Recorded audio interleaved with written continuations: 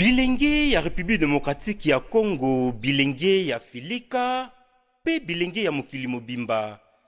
Tango ekoki obolandaka ya bino émission elikia ya lobi. Oyo ezali tribune ya jeunesse. Ekelama natina ko informer, former, conscientiser, sensibiliser, pe mingi ko plaider ba vraie cause. Oyo ezozongisa bilenge ya République démocratique ya Congo. Pe bilenge ya Filika sima. Pe lisusu ezali émission oyo to interpellaka conscience ya ba autorité banso oyo bazali en charge de la jeunesse. Na tinete bayeba na ko jouer rôle na bango malamu. Kwete elenge lobi po azala elikia po na mboka esengeli lelo azala encadré, éduqué, orienté, préparé étant que pépinière. Oyo bokoyeba na kobatela malamu pwete lobi eba na kobota mbuma na yango ya malamu na nzela ya makanisi pe misala. Émission oyo esalimaka na wabino mosali Tata Timba Maswama, autrement dit d'une fils de Nesonyanzila Fumukusu Kiambu Nzala Panda Nangola. Tel père, tel fils. Horizontal, vertical, toye, poto zalaba bundeli, pe balobeli, lisu, ya bilenge ya République démocratique ya Congo, pe bilenge ya Afilika. Nabongo, totombeli bino, bolanzi malamu. Sujet du jour tolobela lelo, phénomène, quit na jeunesse, africaine en général, et congolais en particulier. Phénomène quit na jeunesse. Pona nini to kolobela lelo phénomène quit na jeunesse. Ezali nécessité lelo. O abino molobeli mosali poto solola elongo na bino phénomène oyo ya quit na mboka na biso Congo pe na Afrique. Nécessité wana pona nini? Po kwiti rôle nango ezali kaka kobebisa bongo na tinete moto azala lisusu te na makoki ya kokanisa lisusu malamu. Tala oyo ezoboma jeunesse congolaise pe jeunesse africaine en général. Nakata émission na biso oyo toyeba na ko développer yango malamu toyeba ba effet ya quit ezalaka nini.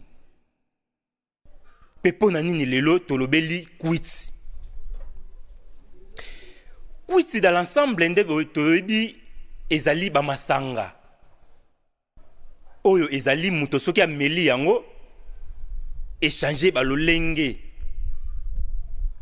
Comportement na échangeaka kaka. Makanisi na bango échangeaka kaka. Nyonso oyo ya bango ebongwanaka na ba effet ya kwiti wana oyo ye ameli. Kasi poto kende kotanga nanu ba kwiti oyo toko développer mokola lelo. Ndakisa tozali na ba kwiti lokola bombe oyo lelo ezosa la rage na jeunesse congolaise pe na jeunesse africaine. Tozali na bakwiti lokola basupu na tolo, ba agene, soki boma mama,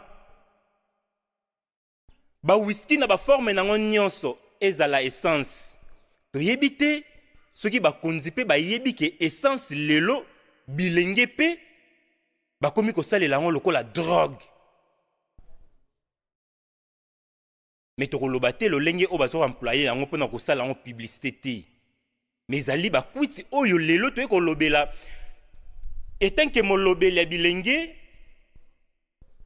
po ete kwiti yango wana nti zoboma bilenge lelo talatina toye kotalisa bino bakwiti ezali ebele. Bamai ya pembe ezali ebele lelo. Kasi tokoyeba ba origine nango euti wapi ekomi awa na mboka Congo ndenge nini, bilenge bakomi ko consommer yango ndenge nini. Bozala branché na émission oyo, bokozwa intégralité ya développement ya makambo ya kwiti pour la jeunesse congolaise pe jeunesse africaine. Kwiti mabe nango ezali nini? Tata mama bilenge bomoto ya mutu ezalaka na bongo. Bongo soki ebebi ezali pasi pona mutu wana. Nde mutu wana akomaka inutile na société. Azaka lisusu na valeur te. Azaka lisusu considéré te na kati ya société. Mabe ya kwiti. Bomoto ya mutu esilaka kati na ye. Azaka lisusu na likambo oyo amonaka somo te ou abangaka te. Azaka lisusu na likambo oyo akoki kosala na malunga te. Soki na se ya kwiti te.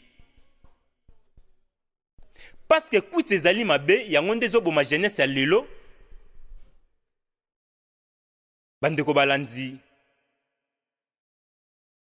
Pona nini kwiti wana eye na génération oyo, na période oyo. Ya solo. Kwiti ebandi lelo te. Kwiti ebandi kala. Toyebi histoire ya indépendance ya République démocratique ya Congo. Tangu autorité na biso bazo lutter pour tozwa indépendance. Mais mondele na tango wana atelemaka mpona ko distraire mingi jeunesse. Akoti bango na kwiti. Pona nini? Pona ko détourner bango indépendance bazwa yango te na intégralité nango. Ebandi lelo te? Ebandi kala 1960. Kasi ya lelo eye ndenge nini? Eye makasi boye ndenge nini lelo? Pona nini? Po muindo africain ayebite période oyo tozali na yango ezali période nini?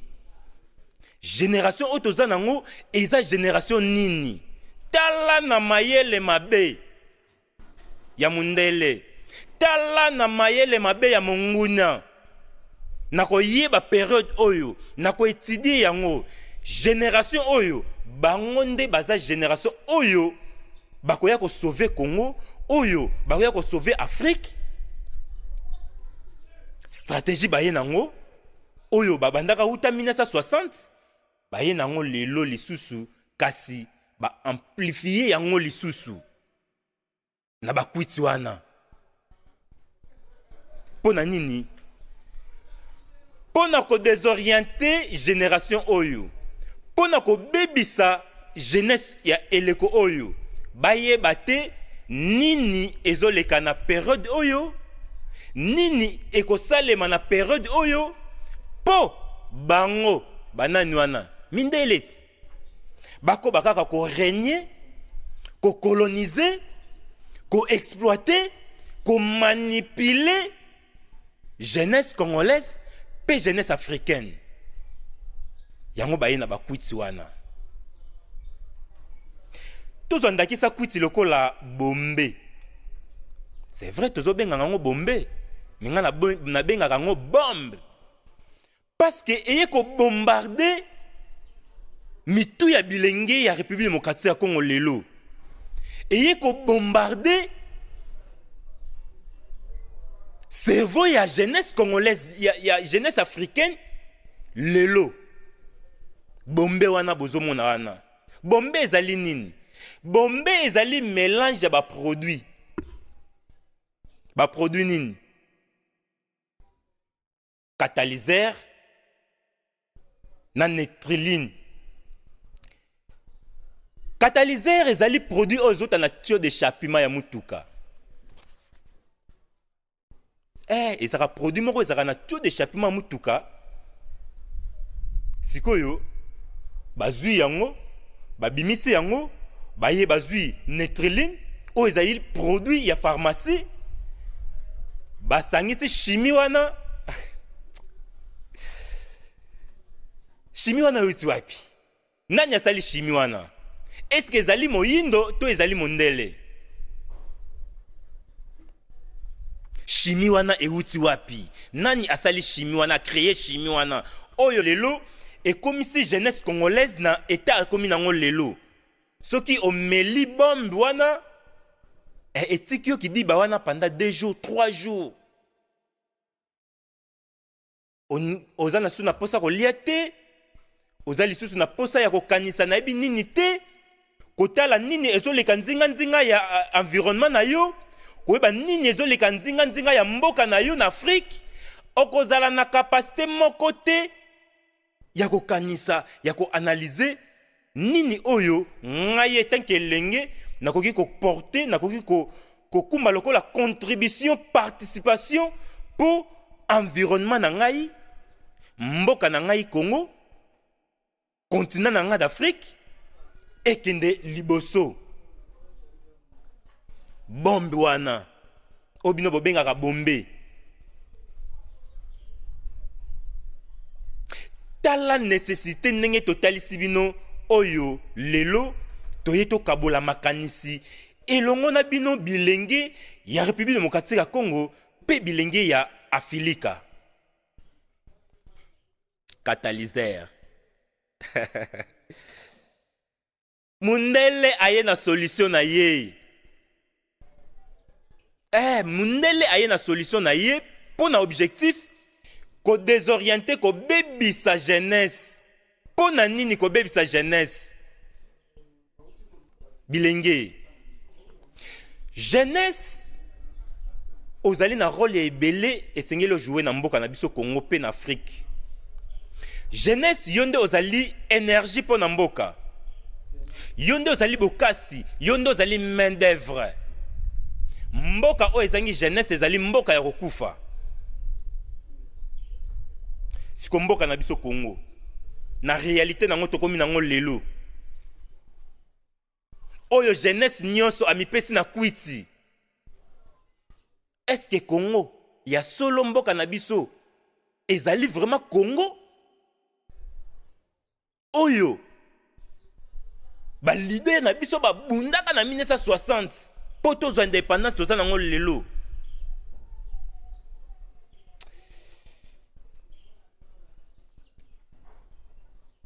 Ezosala pasi mingi. Ezosala biso pasi mingi. Parce que concerné biso directement étant que représentant la jeunesse congolaise et jeunesse africaine. Pona nini lelo jeunesse na biso batikiye na état ya ndenge wana.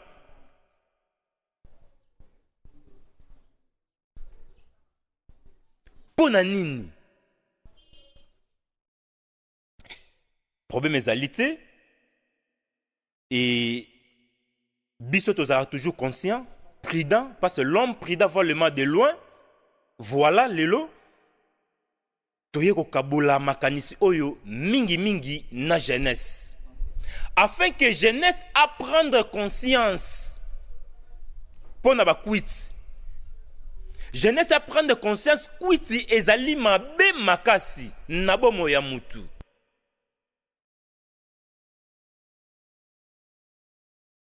Kwiti ezali mabe makasi.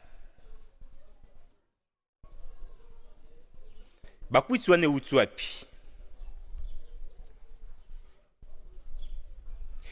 Awa na Congo nanto yoka te mwana mboka moko a créé usine moko, société moko, entreprise moko pona kosala bakwiti wana. Et ba société wana ba entreprise wana banani bazo sala yango. Ezo uta wapi? Ba société nyonso wana bakwiti. O ba tonise biso bakwiti awa. Ezali ba expatrié, bangonde baye soi-disant baye pona ko contribuer na développement ya Congo. Soi-disant baye pona ko contribuer na développement ya Afrique. pour na quit. Donc auti na mboka na ye aye na Congo parce que Congo ezali nango mboka moko oyo okoki kosala nyonso oyo lingi aye na Congo a créé entreprise na ye et entreprise wana ezali nini ezali pona ko produire ba kwiti. Nzokande po ozala na autorisation yo mutu po créer entreprise na yo po est vrai esengeli ozala na faut ozala na autorisation. Banani oyo bazo délivrer ba autorisation na ba entreprise nyonso oyo ezokumbela biso ba kwiti awa na Congo. Banani ya solo bakoko baloba soki omoni ndoki belela makasi po mongongo esala nini ekangama te. Tala tina ya bino mosali tatatima maswama toye ko belela na makasi nyonso na bandoki oyo obaza complice pona koboma kaka jeunesse congolaise. Bandoki nyonso obaza complice na ba expatrié wana oyo bazoya pona objectif na mission ya ko bebisa génération oyo to beleli bino. To beleli bino na makasi nyonso pona nini parce que bozali batu oyo bozo livrer jeunesse na bino. Bozali batu oyo bozo boma jeunesse na bino. Mendoki ya libota mususu ya famille mususu po aya kolia mutu na famille na bino kasi sengeli ezala complice na membre moko ya famille. Sinon mutu wana akokoka te akokoka te. Siko nani wana oaza complice po anzima batu wana baya na mboka na biso kaka na objectif na mission ya kotondisela biso ba entreprise ebele oyo toza nango tokomi nango lelo na Congo. E Congo kaka te na Afrique mobimba. Afrique mobimba lelo eza envahi na ba entreprise wana ba kwiti wana. Nzokande ezali mayele mabe ya banguna po na Congo pe po na Afrique.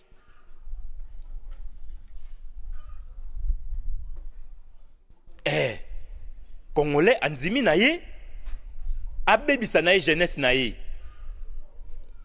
po kwiti moko te oyo ekumbaka bolamo na mutu eza te. Tangelanga kwiti oyo ekumbelaka bolamo na bomo ya mutu eza te. Soki te kobebisa wana ezali nini?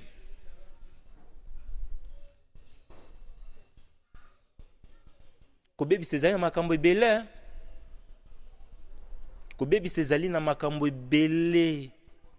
Me po tokóma na esika kobebisa tolimbola nanu période oyo toza nango mpe génération oyo mindele oyo banguna ya Congo oyo banguna ya jeunesse africaine baye kotisela biso na kati ya mabele na biso. Période tozali na yango jeunesse ezali période moko tokoki kozala lisusu distraité et tozo rappeler jeunesse po boyeba po quelque part soki banguna ya jeunesse wana bango bazoyeba te ke Congo ezali pays prophétique et prophétisé par Fomoki Mbangu. Etali bino mais biso toye ko informer jeunesse lelo parce que période oyo totimeli bango bien avant. Miss na biso o kande bolobaka ke non botali tozala totali la rabino totali tomoni na musika ndenge bazo préparer pour na ko détruire jeunesse oyo azali elikia pona lobby oyo azali avenir ya Afrique. Jeunesse oyo azwa ko changer makambu. Mais ako changer makambu ndenge nini ayebi na période oyo, nde période oyo akozwa boyebi connaissance oyo ko permettre ye à éviter ko tika nyonso oyo ezali ndakisa ba kwiti oyo baye nango. Parce que jeunesse oyo azali conscient akoki jamais ko consommer nyonso oyo ezobebisa bongo na ye, oyo ekoki ko bebisa bomoto na ye. Période oyo, période ya 1960 et période oyo ya 4e génération oyo balakaka, oyo lelo mutu nyonso, jeunesse nyonso faut azonga à comprendre ye azanani, rôle na ye ezanani, ezanini.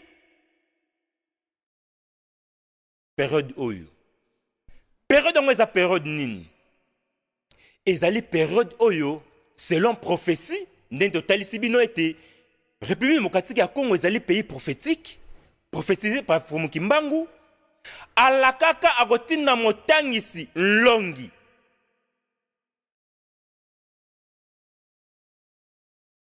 Akotinda motangisi na 4e génération. Génération ngo kasi yango yote toza nango, période yango toza nango. Yango toza nango. Parce que munguna ayebi ma programme nyonso wana. Yo peut-être oyebi yango te. Mais munguna ayebi yango. Munguna yango nani tozo préciser bien mundele.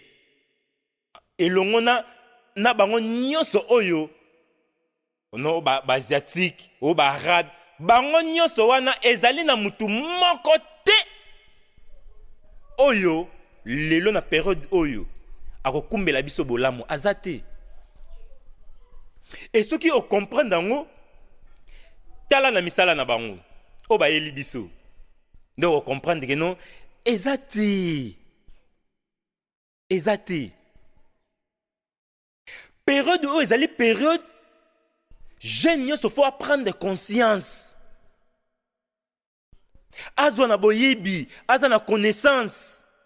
Oyo ko permettre ye afin que à s'exprimer normalement, à travailler normalement, à kokisa nyonso oyo tata mokeli.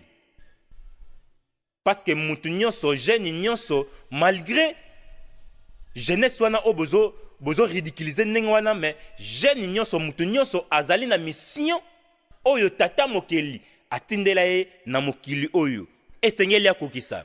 Mais pona koyeba nyonso wana tala mayele ya mabe ya munguna.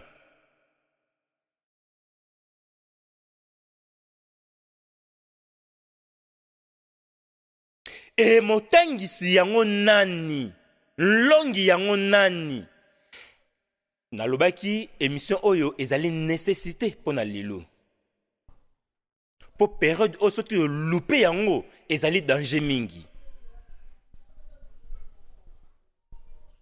Période tozali nango. Soki ka to loupé yango ke motangisi wana jeunesse ayebi ete na période oyo ekozala problème lobby pona Congo oyo pe pona Afrique.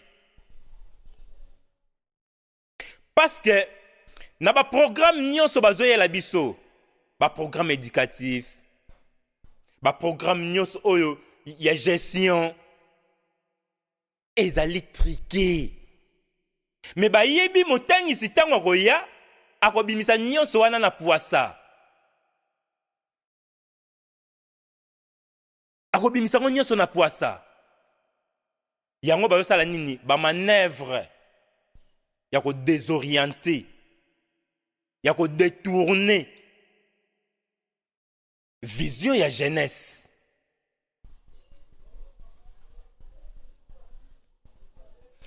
Fomoki Mbangu alakaka Nlongi elenge ya solo émission oyo bolanda ngo na bokebi nyonso parce que ezali pon intérêt na biso jeunesse ya eleko oyo ya période oyo ezali période oyo esengeli to saisir opportunité et peut-être oyebaki ye te mais na nzela ya émission oyo to kotalisa bino kolakisa bino mlongi motangisi instructeur oyo fumuki mbangu alakaka pour la génération oyo ezali fanatisme te ezali nayebi te nini mekasi etant que défenseur tozoloba nde bosolo tant tozo présenter bino bango ezate que non en tout cas tosalaki soki nini te fumuki mbangu alobaka bokoyeba longi wana na misala na ye bokoyeba ye na misala etango bokoyeba ye longi wana tango koya mbangu esenge bosala nini bolanda ye yango na émission lelo toye kotalisa bino toye koinformer bino jeunesse po boyeba génération ya tango toza nango période oyo tolanda longi oyo fumuki mbangu alakaka ye nani longi wana lelo ezali fumukusu kiambu nzala panda na ngola nesongia nzila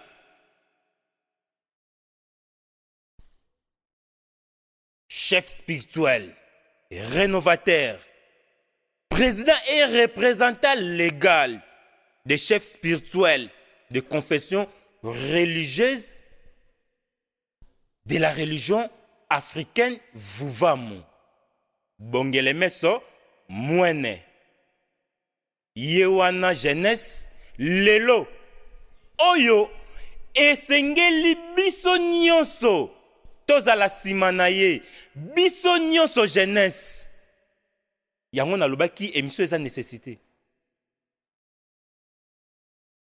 nga rôle na ngai lelo o nga ne kosala lelo yango wana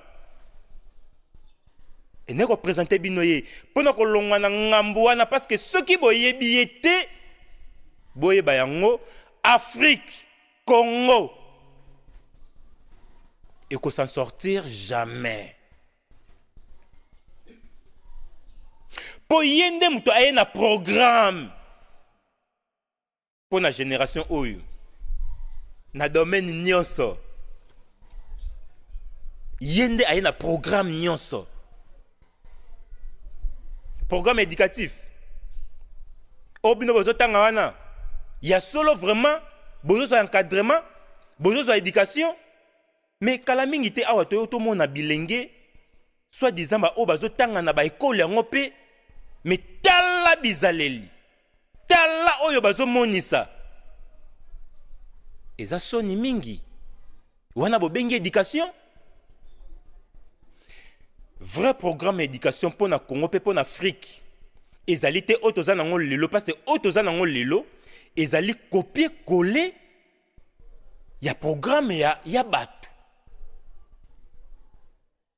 eza bato tant que bi ya bato parce que eza ba occidentaux bango nde ba biso tokeka ko copier et toye voilà bozwa programme oyo bo banda kotangisa bana tala uta babanda kotanga bino botanga kawana bosuki soki na ba niveau nini mitala Congo lelo tala Congo lelo tala Congo lelo tozana bato mayele na Assemblée nationale bato mayele mais Assemblée nationale wana tango nyonso na yebisaka bino majorité eza jeunesse ba député baza kuna majorité baza ba jeune tolobaka jeune député nini oyo si amata na haute tribune ya Assemblée nationale o aya pona ko défendre cause ya jeunesse nan aza te mpo na nini mpo ye moko nde aza wana aza ne ya kozengumuka aza désorienté aza na souci ya jeunesse te akozala na souci ya jeunesse jamais akotala kaka intérêt na ye moko mpo ya solo soki bakendaka na mpo na intérêt général na majorité oyo ya bajeune baza kuna na assemblée nationale na baproblème nyonso basitation nyonso oyo jeunesse congolaise azokuta nango lelo oyo azozanga molobeli kuna na assemblée nationale ezali pasi mingi ezali pasi mingi tolobaka na pamba te tolobaka na ntina tolobaka na ntina tala nlongi oyo fumuki mango alakaka sikoyo ya pasi ezosala biso ezali nini na kozanga koyeba nlongi wana ezali pasi mpe liwa mpo na nini mpo eloko moko ekotikalaka kochange kobongwana nini ekozala te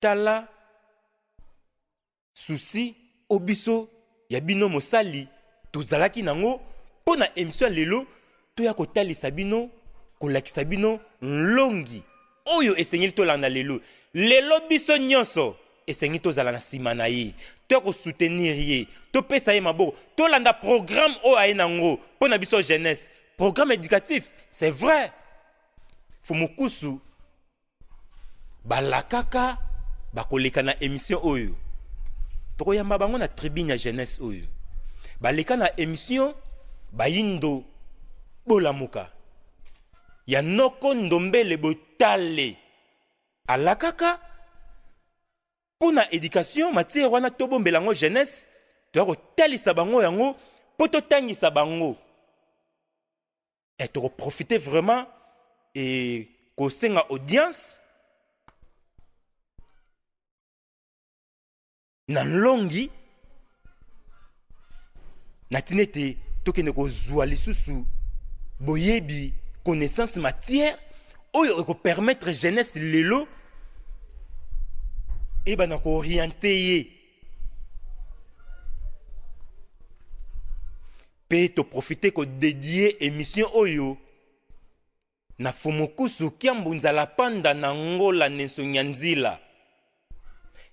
Tala bilenge ya Congo, tala bilenge ya Filika, tala lolenge nenge bazali kokumbela bango, tala lolenge jeunesse ya komi nango. Lelo toye kolobela sujet ya kwiti, tala kwiti lelo ekoti na jeunesse. Kasi tozali na mitune ebele eliki na biso ete biyano tokozwa yango kaka epa na bino. Fumukusu Kiambunzala panda na Ngola matondo mingi. Tozonga na sujet na biso pona ko lakisa bino ba conséquence ya kwiti ezalaka nini. Séquence ya kwiti. Bandeko. Lelo jeunesse congolaise azali incriminé. Tala image de jeunesse congolaise oyo bazo présenter Libanda. Eza même na ba chaîne mobimba, ezo sala publicité pona ko bimisa kaka image ya mabe ya jeunesse congolaise. Image ya mabe ya jeunesse africaine. Tozo encourager kuluna te. Tozo betela bango maboko te. Est-ce que États-Unis zana kuluna te? France zana kuluna te? Ba mikili nyonso na boyebi zana kuluna te? Pona nini kuluna ya bino e ba kumina no kuluna ndenge nini? Responsabilité on ezali ya nani? Matondo mingi. Conséquence ya kwiti. Kwiti ezo melama basi pe mibali. Totana bandeko na biso ya basi. Bandeko. Mukolo mususu nake ko surprendre. Mwasi Mais ndenge azokanga diamba on dirait mobali. Ndenge mwasi azomela diamba on dirait mobali. Siko tango kosala ndenge wana tala habillement oyo kolata. Pe atamboli nango kisasa mobimba mutu akointerpele azate. Po mibeko ezate oyo epekisi ke non na lata boye mabe na sala boye mabe ezate. Et tango mwasi na kolata mabe mobali wana pe atiaki kwiti amoni makambo nyonso wana e impressionné ye ekotinda ye na nini. Yango ozomona ndenge totoloba bachaîne nyonso wana oyo ezosala publicité mpona kobebisa image ya jeunesse congolaise. Ono jeune wana kuna violaki e viol ekomi ebele na mboka na biso Congo pe na Afrique. Cause eza nini?